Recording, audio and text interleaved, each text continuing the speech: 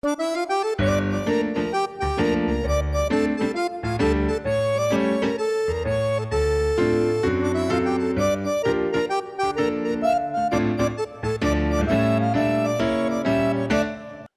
nós estamos iniciando hoje à tarde, um dia ensolarado desse frio que chegou em todo o Brasil, mas a gente com um dia ensolarado, com mais um episódio do Que Queremos. Como você sabe, o nosso podcast ele está em todas as plataformas de áudio, para você poder ouvir, para você poder comentar, enfim, a gente quer tirar novas ideias. Eu vinha comentando agora há pouco aqui com os nossos convidados, o Gabriel Cano e o Gilson Rodrigues, que têm experiência nesse assunto que nós vamos falar. É um assunto que parece cotidiano, porque todo mundo já ouviu falar, né? Em função dessa coisa da gente estar assistindo as televisões, e hoje muita gente fala, olha, o Brasil é um país agro, né? Um país do agronegócio, e a gente sempre associa o agro àquilo que naturalmente deu mais resultado, aparentemente, né? As grandes exportações dos grãos, os commodities, questão das nossas proteínas, né? Quem não lembra, o boi, os porcos, a questão dos frangos, enfim, o Brasil é maior em muitas coisas no mundo, mas nós ainda temos uma divisão ingrata, um monte de gente passando necessidade. Aqui no Brasil, quase 20 milhões de pessoas que não fossem os recursos alternativos, talvez tivessem passado ainda mais necessidade. E aí surgiu, entre o nosso pessoal, uma curiosidade. Será que é possível? Será que é possível a gente imaginar que nem tudo que é agro é rural, é distante, né? Fica lá no sítio, na fazenda, é distante, né? Será que eu consigo trazer o que é agro aqui para próximo da minha casa? Eu sei que todo mundo curte ter uma planta, talvez um tempero, às vezes a pessoa cria um bichinho, mas criar profissionalmente, será que é possível? Então a gente foi buscar duas pessoas que estão habituadas a isso, que de alguma forma trabalham, incentivam isso e que são especialistas, né? São especialistas que já conhecem esse tema. E nós vamos falar exatamente sobre isso. Então, nós temos dois convidados hoje especiais aqui, o Gabriel Cano. Gabriel, que é formado em administração de empresas pela GV, trabalhou mais de 6 anos num fundo privado exatamente focado em investimentos brasileiros, em tudo que o Brasil poderia gerar de investimentos. É cofundador e CEO da Fazul, uma rede de fazendas urbanas. Veja, fazenda urbana, né? Não é uma coisa que a gente está muito habituado, mas ele vai comentar com a gente. O Gilson Rodrigues, o Gilson é presidente do G10 Favelas, é CEO também do G10 Bank, que é um empreendedor social, é consultor, líder comunitário, tem uma longa experiência com isso. Ele recentemente está liderando um comitê de favelas, os presidentes de rua, que é uma iniciativa de combate à pandemia do coronavírus e também um impacto, a possibilidade de fazer um impacto menor, né, na questão das favelas, onde as pessoas passaram mais dificuldades, inclusive na alimentação, enfim. Então, nós queremos, antes de iniciar esse bate-papo, né, a gente falar que, dentro dessa agricultura urbana, nós trouxemos essas pessoas porque são pessoas que a gente conheceu e sabe que tem experiência. Mas eu sei que você aí, você que está nos vendo, às vezes tem uma outra experiência e a gente quer conhecê-la também. Se você, quem sabe, dá uma ideia diferente aí, de uma outra forma, você nos manda e a gente agrega aqui e vai buscar também aí a imagem com você sobre coisas que a gente pode pensar sobre agricultura urbana, né? Então, vamos começar aí com o Gilson. Gilson, essa sua atuação na esfera social que incrementa, que atrai a agricultura urbana, promovendo a alimentação saudável, as coisas com qualidade e, ao mesmo tempo, próximas, né? Como é que surgiu essa experiência? Olá, Márcio. Olá, Gabriel. Primeiro, prazer de poder estar aqui compartilhando um pouco das nossas experiências aqui de Paraisópolis e do G10. A nossa experiência com hortas comunitárias, em especial com dois programas que nós chamamos, um chamado Agrofavela, estimação da favela também pode ser agro, a gente quer ser pop. E também tudo, o programa quer ser tudo, né? Nós queremos também ter a oportunidade de levar esse tipo de serviço e oportunidades para a comunidade. E o outro é o programa Horta na Laje, né? E ele surgiu basicamente porque nas comunidades do Brasil você vai olhar para para a população, uma população, em sua maioria, nordestina, que estão acostumados na sua cidade natal, produzir horta, consumir coisas saudáveis, viver dessa agricultura familiar, né? E quando cheguem nas cidades grandes, na capital, é aquela cidade de cimento, de pedra, que não tem espaço para nada, que o metro quadrado vale muito, que você plantar, abre aspas, não vale a pena. Então, nós decidimos, a partir dessa inspiração e do desejo de voltar a cultivar a terra, resgatar um pouco isso, trazer alimentação saudável, combater a fome e malnutrição, criar programas em que, mesmo em baldes, em cima de uma laje, as pessoas podem cultivar a sua horta. E também criando aqui um programa de agricultura, e nós temos o objetivo de formar 1.000 fazendeiras urbanas. Nós temos aqui na Agrofavela, basicamente, é uma fazenda urbana que nós estamos ampliando e levando para o Brasil inteiro. Nós lançamos em Paraisópolis, inauguramos em Heliópolis e vamos partir agora para Coroadinho, no Maranhão, Casa Amarela, em Pernambuco, e também vamos fazer uma atividade no Pará. Então, tem sido bem legal poder levar essa experiência, que é basicamente resgatar um pouco do histórico da população, de comer bem, como comia no norte, né? Você fala que onde comia comedores, mas comia bem. Comia legumes, comia frutas da época, verduras, então promovendo a boa alimentação, combatendo a fome e a malnutrição. E como é que é para entender na prática? A pessoa impermeabiliza a laje ou como é que começa esse assunto? Assim, é a partir da laje mesmo? Sim, todo mundo tem uma laje em casa, né? Todo mundo tem um espaço que, quando é no Morumbi, a gente fala que é terraço, né? Terraço gourmet, daquele espaço dela. Aqui na favela é uma laje que tem geralmente uma churrasqueira, às vezes um varal e um monte de treco, que também caberia ali um canteiro em vaso, que poderia caber ali um espaço com terra. Então, nós basicamente nós formamos a população, damos oficinas ligadas a hortas comunitárias, ensinamos, botamos semente, oferecemos adubo e a pessoa planta em cima da sua laje ou em espaços disponíveis no canto da rua, na calçada, num espaço protegido de roedores, por exemplo, e promove esse trabalho. Então, a cada bombona que nós fazemos assim, existe uma economia muito grande, que a pessoa planta temperos, planta chá, planta uma série de produtos que é possível, dentro de espaços pequenos, ser produzidos. Aqui no nosso pavilhão, nós estamos aqui no pavilhão social do G10 Favelas. Eu posso até mostrar um pouquinho da nossa agrofavela. Mostra aí, fazer mostra um pouco desse tour aqui, desse espaço com vocês. A nossa horta é praticamente uma grande instalação, né, em que as pessoas vêm aqui e podem ter acesso a tudo isso aqui. Olha só, a nossa horta. Então, basicamente, são espaços em vasos que nós utilizamos. Neste caso aqui, era um estacionamento vazio. Nós ocupamos esse estacionamento com uma série de baldes.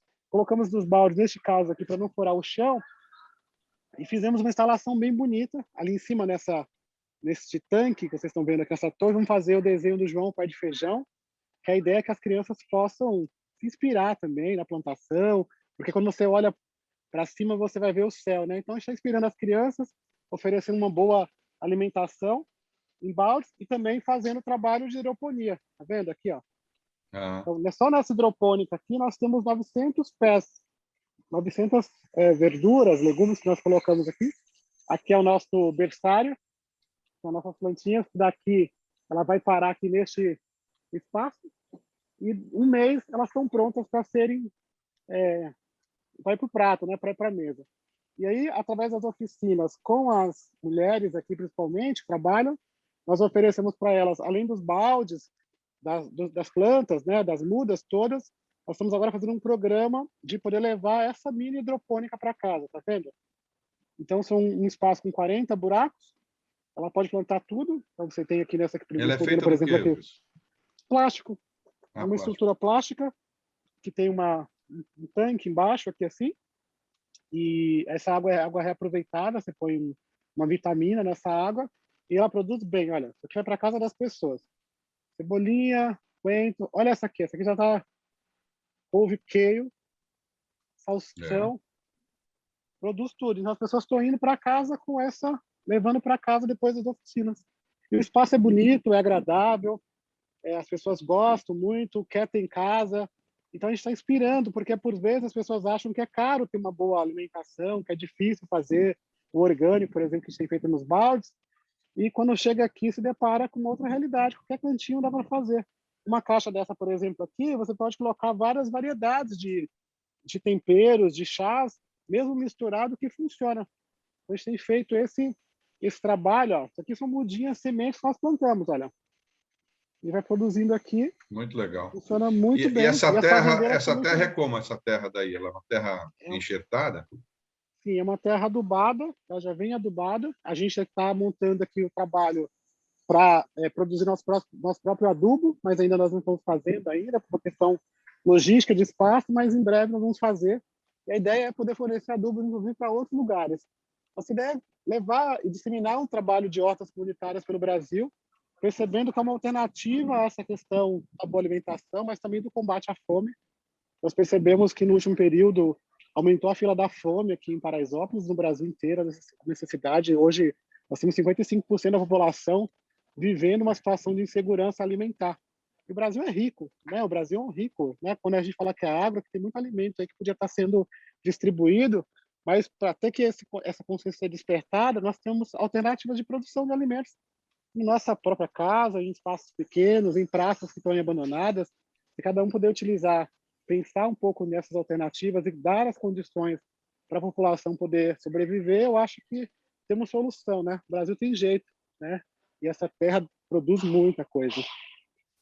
E o super legal é que assim você transforma uma área que às vezes não só para todo mundo é inútil, mas ela até faz a pessoa ficar para baixo, que geralmente numa laje, se você não está fazendo churrasco, aquilo ali, você começa a guardar treco ali, coisa velha, né, juntando coisa para dengue, enfim, quando você põe uma coisa assim, fica super bonito, né? Todo mundo acaba subindo e resgata a autoestima das pessoas, da sua casa, né? Enfim, muito legal.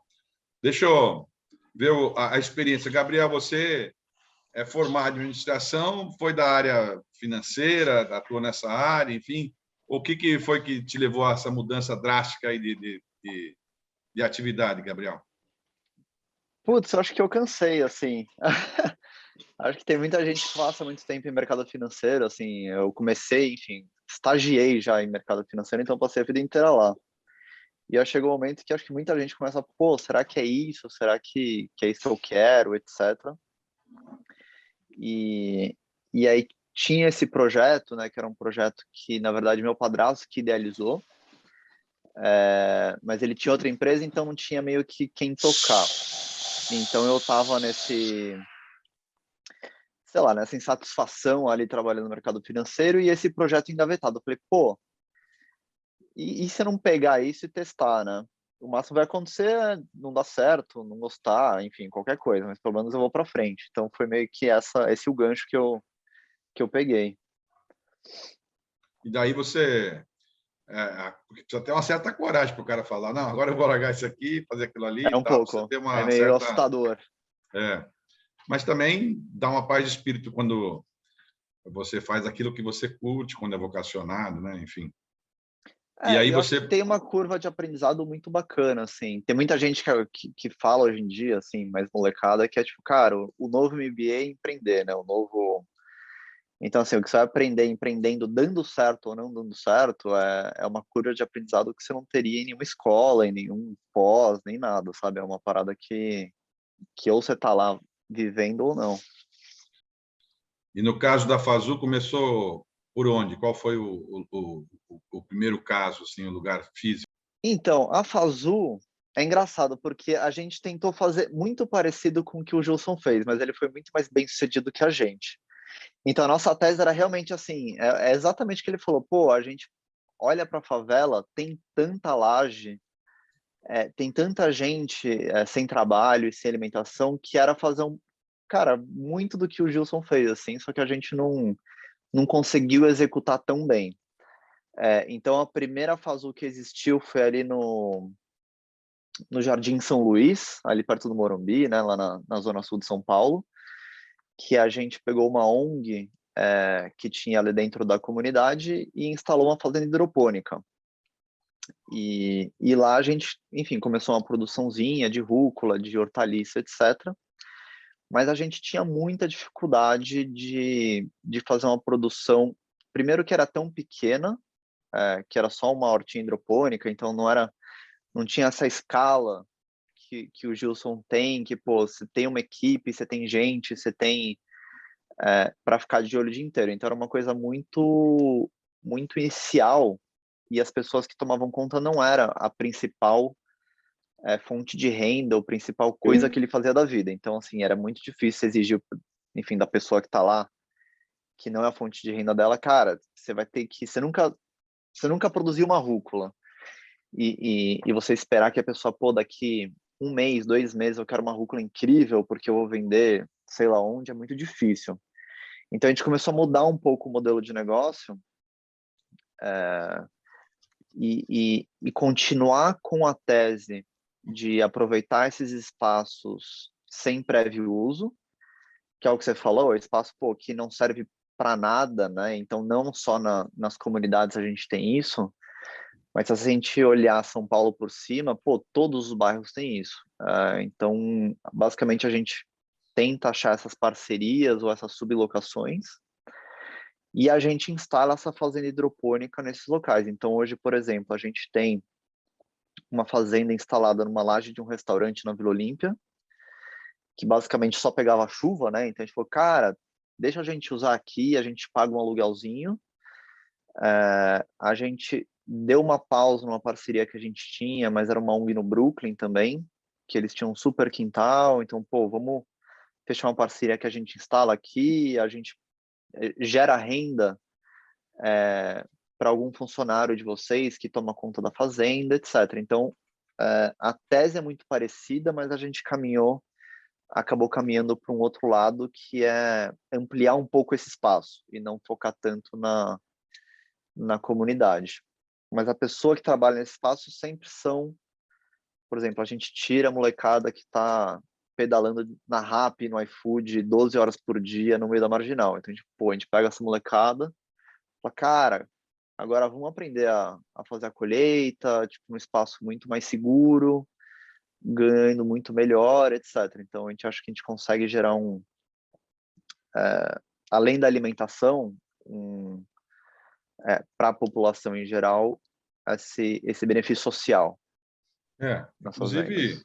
a gente tem percebido, talvez até reiterado, né, com os erros que a gente, enfim, acabou acompanhando dessas mais recentes situações de falta de cuidado, de esmero ambiental nacionais, né, nacionais, assim, com o peso do país, porque há uma certa contramão do ponto de vista financeiro. Os produtos que conseguem, de alguma maneira, ter um carimbo de que não tem o agrotóxico e não tem, enfim, eles agregam um valor, né? Quer dizer, então, quando o país, quando o Brasil consegue passar uma sensação de que seus produtos são politicamente corretos, ambientalmente corretos, enfim, eles agregam valores mundialmente. A gente poderia ter aí uma experiência super bacana de um pouco de incentivo público, né? A gente ter aí um agregado muito forte, por exemplo, deve ter uma coisa lastreada quando você reutiliza as águas, por exemplo, nas favelas, em especial essas da laje, você está evitando que elas escorram pelas ruas e, por vezes, depois caiam em lugares indevidos, né? Que a gente sempre tem enchente, problemas, enfim.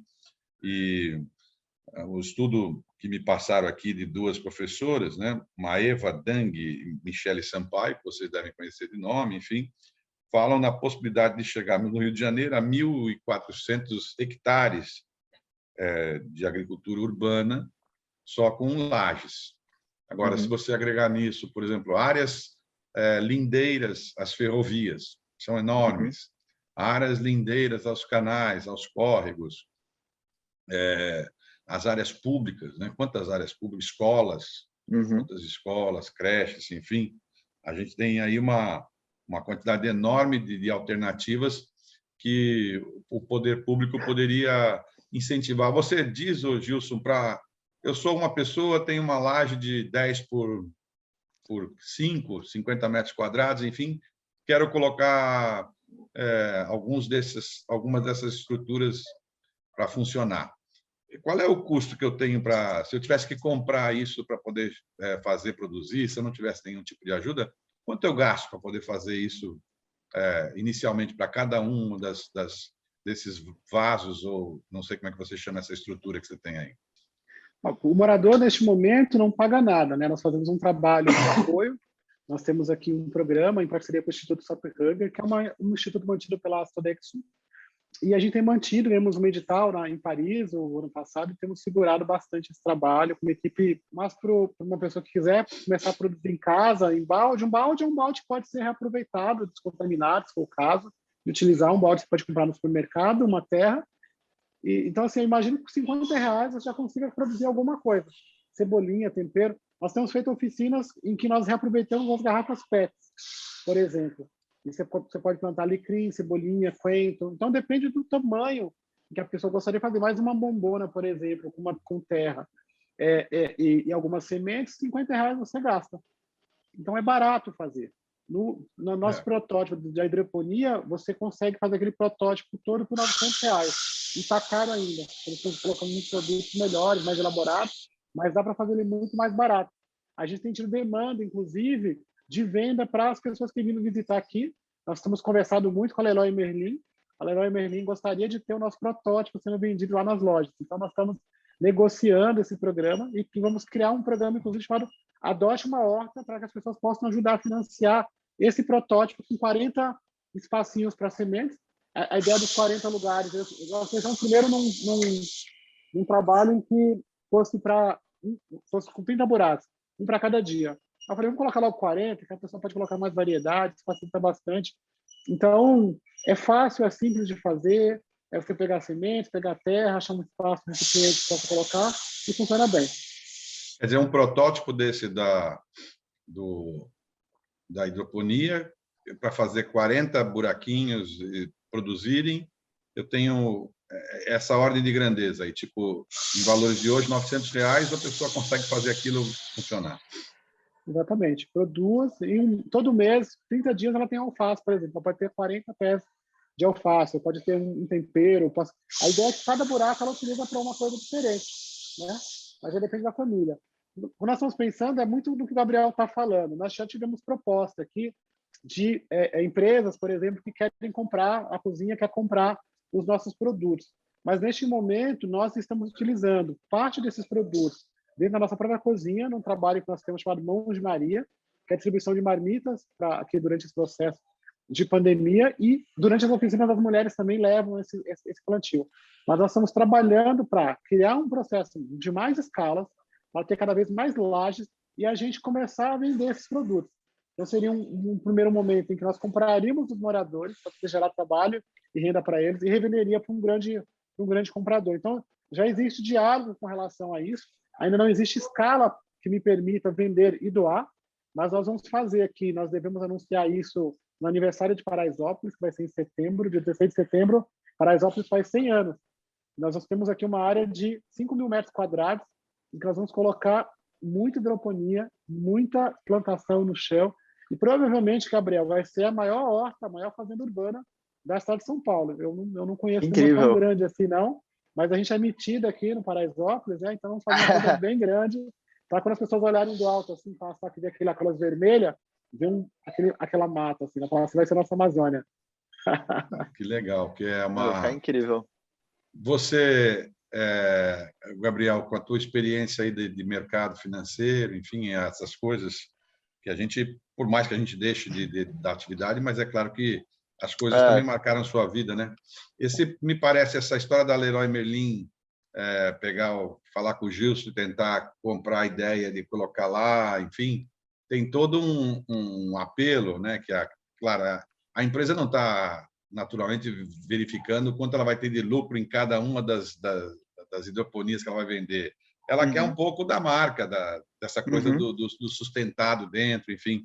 Então, como você falou que tem uma experiência aí com restaurante na Vila Olímpia, enfim, isso também, assim, para efeito de restaurante, que é uma atividade muito densa em São Paulo, né?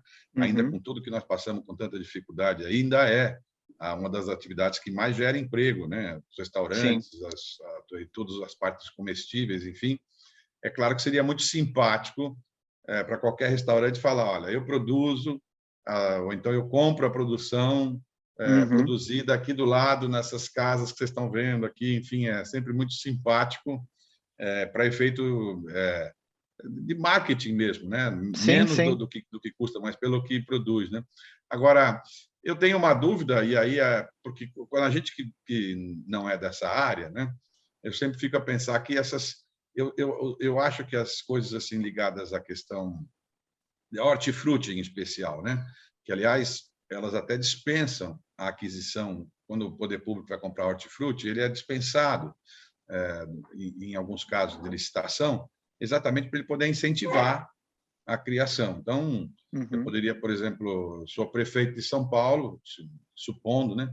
Então eu falo, eu vou comprar a produção de 2022, 2023 feitas em Paraisópolis, de X pés de alface, X pés de rúcula, enfim, antecipadamente. E antecipo essa compra para que cada morador possa ele fazer com o dinheiro que a prefeitura faz, como se fosse um incremento, né, financeiro, para que ele possa comprar antecipadamente e montar toda a estrutura, e depois da produção que ele for fazer, eu compro, como hoje se faz com a cana e com outros produtos. Mas eu sempre acho que os hortifrutis são de custos, aliás, de valores finais baratos em relação a outras coisas, né? E tem coisas que, embora pequenas, têm valores agregados altos, que também não sei se são possíveis, porque eu também não entendo nada nesse assunto, mas, por exemplo, cogumelo, que eu sei que é uma coisa que é muito cara, normalmente, né? E que pode ser produzido em pequenas porções também, essas coisas de menores que podem produzir mais. Você teve experiência em outras áreas ou mais nesse assunto também de hortifruti, Gabriel? Mas no hortifruti, a gente sempre focou na hidroponia, né? A gente acha que a hidroponia é um jeito mais, entre aspas, democrático e desenvolvido para você produzir. Então, você consegue ter uma escala melhor na metragem que você tiver. Você tem um aproveitamento melhor do espaço. Mas o que você falou é 100% correto. Assim, quando você pensa em folhoso, que é aí que está, acho que a grande sacada, porque é um produto muito barato, é um produto quase que é uma commodity, né? E você tem uma ampla produção no Cinturão Verde. Então, se você pegar o carro em São Paulo e andar 40 minutos para qualquer área, você vai achar algum produtor de hortaliça. O grande problema é como é um produto tão barato e de ampla produção, a logística dele e o armazenamento dele são feitos de qualquer jeito. Então, beleza, a gente tem grandes produtores, assim, a gente tem um monte de produtor aos redores das cidades no Brasil, né? Os cinturões verdes. Só que a partir do momento que você colhe ali, acho que 40% ou 50% é perdido até chegar na sua casa. Então, é um número muito alarmante, assim. Então, o que a FASU está fazendo por que a gente não aproveita esse produtor que está no Cinturão Verde, que ele não vai sair do Cinturão Verde, que o cara está lá há décadas, há gerações, e ele tem uma escala de produção muito boa, mas daí a gente passa a fazer a logística e o armazenamento de um jeito correto. Então, o que a gente faz? A gente começou muito com essa tese, vamos produzir na cidade. E a gente começou a sofrer, como você falou, assim, como eu sou financeiro, comecei a fazer a conta de trás para frente. Então, assim, se a gente alugar um espaço dentro da cidade para produzir, é muito difícil, porque a planta demora ali de 30, 40, 60 dias para ela se desenvolver. Então, basicamente, você está pagando aluguel e pessoal durante 30, 40, 50 dias, 60, enfim, para ter uma safra, quando você poderia ir no produtor, comprar dele o produto já com, sei lá, 30, 40 dias de desenvolvimento, e a gente termina o desenvolvimento na nossa fazenda. Então, o que a gente está fazendo? A gente está criando estoques vivos na cidade. A gente traz o produto e, ao invés dele ficar na gôndola do supermercado, a gente replanta a nossa estrutura hidropônica e a planta continua viva. Então, se a gente quiser colher amanhã para mandar para o Márcio, a gente colhe e te manda. Mas se o Márcio só quiser na semana que vem, ela continua viva e se desenvolvendo, entendeu? O sabor do hidropônico é semelhante ao outro quando você come? Para quem come, consegue perceber uma diferença? Eu gosto mais. Assim, eu não sei se eu estou enviesado, assim, mas é que acho que a grande diferença está no colher na hora de comer. Eu acho que está no tempo e distância entre você colher e consumir. E eu acho que um pouco menos em que jeito ele foi produzido. Porque O no fim do Márcio e dia... Gabriel, Oi. Fala, você Gilson. sabe que uma coisa legal que aconteceu comigo, eu sou baiano, né? Minha família aqui está há 70 anos em Paraisópolis. A minha tia que criou a gente faleceu com 108 anos, há uns 2 anos, e nós íamos lá no quintal dela, todos os anos tinha horta e cultivava, né? Então eu sempre fui muito dessa coisa da terra. E quando me Uhum. apresentaram essa coisa da hidroponia, eu falava, não é possível, esse negócio não presta não, deve ser ruim. E aí nós falamos, vamos experimentar. Eu falei, vocês vão montar uma aqui, traz aqui que eu vou experimentar para ver se funciona mesmo. E quando a gente viu, olhou, parece, a minha sensação é que a folha é mais fibrosa, é mais gostosa, ela é É, bonita, agradável aos olhos, tem uma cor. Eu não sei a o que que cor é é. Não sei se... diferente, né? A cor é Então, mais a minha verde. sensação é que é muito mais gostosa. E olha que eu sou da terra, assim, mas é muito mais gostoso, minha impressão. Eu demorei para ser convencido, mas Em quando eu olhei, eu falei, termos, caramba. em termos de doença ou de bichinhos, enfim, é mais fácil no hidropônico ou é semelhante o tipo do cuidado que tem que ter com um ou com o outro? Porque parece que o da terra ficaria mais acessível a ter problemas, né? Quer responder Tecnicamente, essa, não sei, Gilson? tecnicamente eu não sei responder. Aqui na nossa não tem. Mas dentro do nosso programa aqui, quando é que é no chão, nós trouxemos uma especialista que disse que se nós plantássemos algumas flores, os bichinhos não pegariam nas hortaliças. Isso acontece. Então, quando você vai ver aqui ao longo da nossa horta, você vai ver várias flores, você vai ver vários tipos de plantas misturadas com alimentos, que é uma espécie de proteção para que essas pragas não venham. Então, aí uns especialistas que nos ensinou e nós temos utilizado aqui, tem funcionado. Na hidroponia não tem, eu não sei tecnicamente se o Gabriel sabe responder isso, A mas hidroponia é muito não. pouco. Pelo que a gente sente na nossa fazenda, é quase zero. A gente teve que, assim, de desperdício por causa de alguma praguinha ou bichinho é muito, muito pouco. Eu acho que isso vem muito porque a planta hidropônica, ela acaba sendo mais forte porque você consegue dosar exatamente o tipo de nutriente que ela recebe nas fases de evolução dela. Então você consegue dosar, putz, a quantidade de ferro, a quantidade de cálcio, a quantidade de não sei o que, dada a temperatura do ambiente e o estágio de evolução dela. E Então, no caso basicamente, você... da água, se eu utilizar a água da chuva direto no hidropônico, a água aquela água é adequada ou ela tem que ter um tratamento para poder ir para... Eu acredito que seja adequada. A gente usa água de Sabesp, enfim, de torneira mesmo. Mas Tá. eu A acredito que a sua da também chuva aí, Gilson? funcionaria também. Essa Besp aí, Gilson? Nós temos as duas coisas. Nós temos um espaço que nós coletamos água, como você falou, então ela vem do nosso telhado e é aproveitada em tanque. E nós temos água da Sabesp também. Temos as duas opções, porque como ela é grande, né? Mas ela ainda é um volume é pequena, mas para o volume de água aqui a gente gasta bastante. Então nós coletamos a água da chuva também para fazer e Sabesp para completar, porque gastamos bastante água aqui. Tá. Olha, vocês estão nos ouvindo aqui, quem chegou agora há pouco, né? Nós estamos com duas pessoas especializadas, dois rapazes que, enfim, dedicam sua vida para atividades públicas, não públicas no sentido de servidor público, mas que fazem coisas que são boas ao público. Eles de alguma forma, estão defendendo, incrementando a questão de agricultura em áreas urbanas, né? Seja em favelas, em ocupações, em residências, né?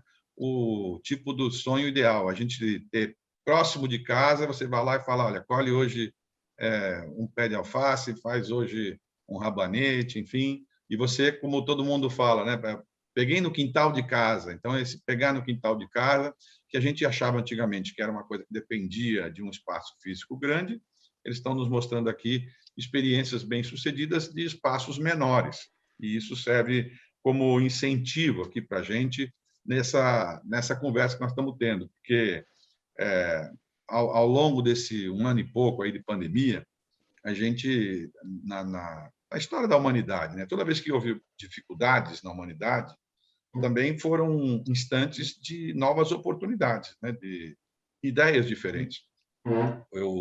Eu reforço que nós estamos hoje fazendo aqui uma conversa com 3 pessoas, né, com 3 pessoas, pela internet, cada um está num ponto diferente, cada um está numa posição diferente, sem precisar fazer deslocamento. Se fosse antigamente, certamente nós faríamos isso em conjunto, né? A gente, durante muitos anos, vem defendendo já isso, antecipando a esse momento, na questão do ensino à distância, que as pessoas iam ter que aperfeiçoar essa área do ensino à distância, porque ele fica muito mais barato, né? E ele fica muito mais possível para todo mundo. Eu me recordo, o Gilson e Gabriel, que a gente, quando começou aqui em São Paulo, eu dizia muito para o governador na época, eu dizia, olha, São Paulo tem esse peso importante dentro do Brasil, São Paulo é um estado poderoso do ponto de vista financeiro, um estado muito desenvolvido, porque a gente conseguiu compartimentar em cada pedacinho de chão, alguém se especializou muito em determinado assunto. Você pega um dardo de uma seta assim, joga no mapa de São Paulo, em qualquer cidade que cair lá, se você for olhar, das 645, tem uma atividade que a cidade é muito especializada naquele assunto, né? Vai do gengibre, aqui em Itapiraí, que é a capital do hemisfério sul do gengibre, a ostra em Cananéia, enfim, quer dizer, em cada pedaço de chão, né, tem uma atividade especializada. E, para fazer isso, a gente contou muito com o conhecimento. O conhecimento foi adquirido através do esforço de todos nós com as nossas universidades, né? Quando a gente fala hoje a gente fala de Embrapa, mas a Embrapa tem todo um histórico de chegar na Embrapa, né? A questão da Unesp, o que a Unesp produziu de conhecimento, a própria USP, a Unicamp, com conhecimentos que nos levaram a sermos os maiores produtores em determinadas áreas. Quando eu lembro que, há 500 anos atrás, os portugueses começaram a plantar cana lá em São Vicente, da minha terra de origem, lá, e até hoje nós ainda somos o maior produtor de álcool, de etanol e de açúcar no estado de São Paulo. Quer dizer, esse conhecimento que foi acumulado ao longo de todos esses anos, né?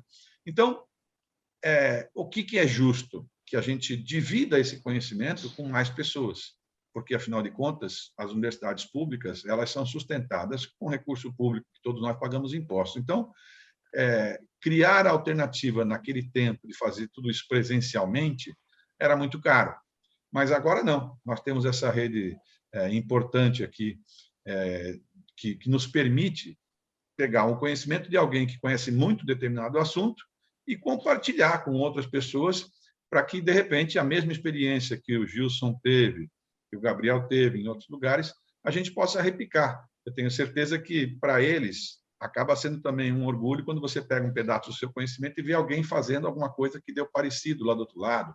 E aí não tem a tendência política ou partidária, pelo contrário, a pessoa faz e quer ver que o outro faça melhor, até que evolua em determinadas áreas. Então, para todos vocês que estão nos ouvindo aqui, esses dois, tanto o Gabriel Cano quanto o Gilson Rodrigues, vão estar à disposição, né, de vocês, se vocês quiserem fazer contato, tenho certeza, vocês vão mandar para a gente aí algum tipo de contato e nós vamos pedindo a eles, é claro, né, que eles pudessem orientar essas pessoas dentro dessas possibilidades. E para nós, que atuamos no mundo administrativo, do ponto de vista já de exercermos cargos públicos, fica a lição, né, de gente que conseguiu encontrar do limão a limonada, né, de fazer da dificuldade pensar uma coisa que ninguém nunca tinha pensado. Quando alguém, se você me perguntar amanhã se o sujeito vai ser prefeito em Guarulhos e vai ter uma secretaria da Agricultura, a pessoa vai falar, mas para quê, né? Em Guarulhos, uma secretaria de Agricultura? De repente, você faz alguém pensando nisso, alguém que tenha foco nisso, né? E vai descobrir oportunidades. A gente viu em São Paulo, na capital, muitos casos que a gente estudou, mas porque São Paulo, a cidade é muito grande. Então, como mencionou o Gabriel e o Gilson, às vezes, na borda da capital, existem terrenos, né, que servem para o agronegócio. Mas nós queremos que as pessoas possam fazer aí em espaços menores, em espaços, às vezes, num prédio coletivamente.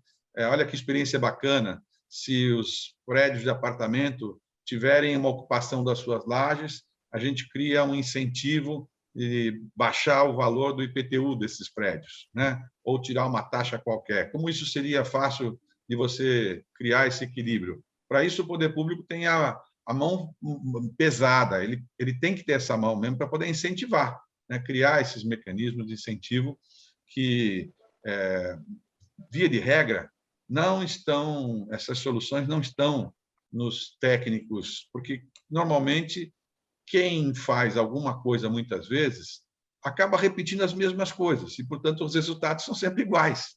Nós temos que buscar coisas diferentes, né? Ideias diferentes, como é o caso de hoje aqui. Agradecer muito ao Gabriel e ao Gilson. Depois vou pedir para que vocês depois deixem aí uma marca de vocês, pedir para o nosso pessoal colocar aí a marca de vocês, onde as pessoas podem fazer um contato. Gilson, brigadão aí pela oportunidade. 100 anos de Paraisópolis, que bacana, que talvez seja a mais marcante de todas as comunidades de São Paulo, né? E vai levar aí um pouco, porque se sua avó era baiana, né? Então eu fico pensando que já se vão aí pelo menos uns 30, 40 anos de convivência aí dentro, não é isso, Gilson? É verdade. A minha família está na 5ª geração aqui em Paraisópolis, então a baianada chegou cedo aqui. Nós estamos trabalhando para construir uma nova Paraisópolis, a favela que se transforma num bairro através da força da própria população. São 100 anos de muito trabalho, de muitas dores, mas também de muitas alegrias e conquistas.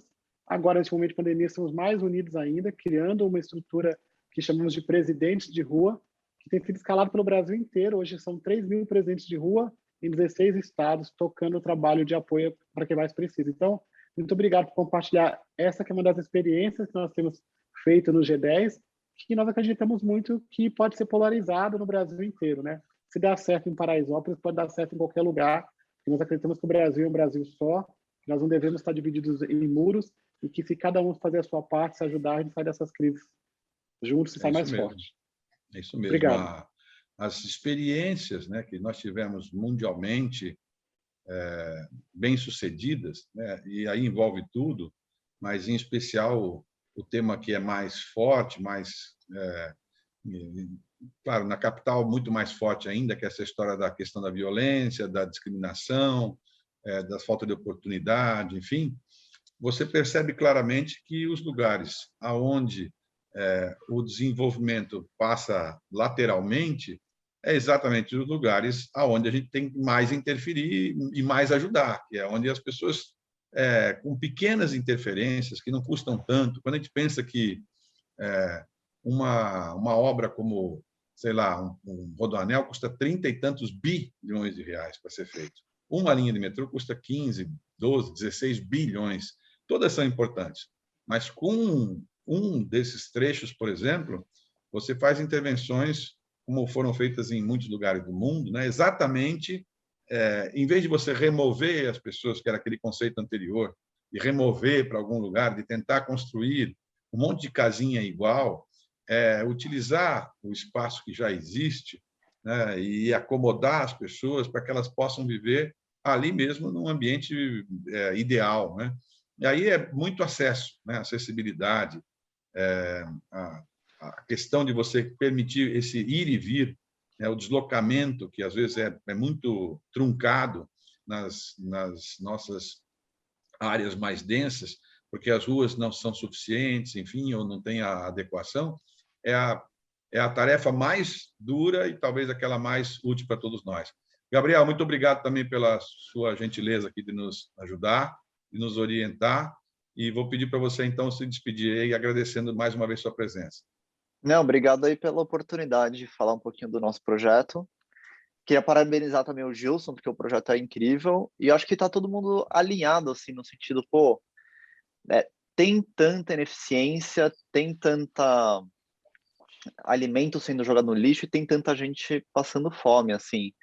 Eu acho que tem uma equação a ser resolvida, e seja por startups, seja pelo poder público em ajudar, seja startups ou projetos do terceiro setor, tipo Gilson, mas eu acho que está todo mundo olhando para o mesmo lugar, e eu acho que esse é o mais bacana, assim, porque eu acho que há, sei lá, 5, 10 anos atrás, era muito raro, né, as pessoas verem isso, as pessoas viam essa ineficiência e olhavam meio que para o lado e falavam, cara, essa ineficiência está aí desde, sei lá, que meu avô nasceu, e ela vai continuar aí, né, então acho que é bacana, pelo menos agora a gente está começando a olhar, se coçar, né, que vendo essas coisas acontecendo e pensando em soluções. E eu concordo, assim, que tem que ser um esforço de todo mundo, assim.